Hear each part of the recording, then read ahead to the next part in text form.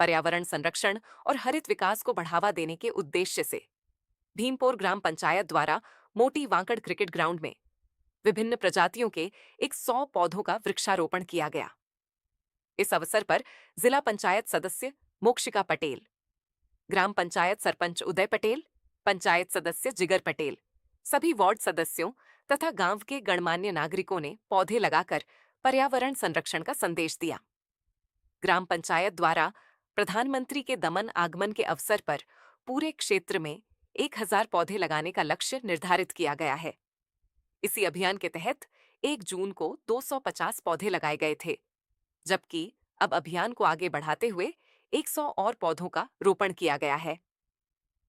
पंचायत ने बताया कि आने वाले दिनों में पंचायत क्षेत्र के विभिन्न स्थानों पर 700 से अधिक पौधे और लगाए जाएंगे।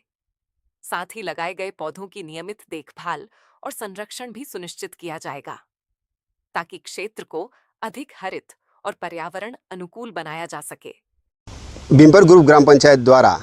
पर्यावरण बचाव अभियान हेठળ एक पेड़ माँ के नाम अभियान हेठળ 1 जूनથી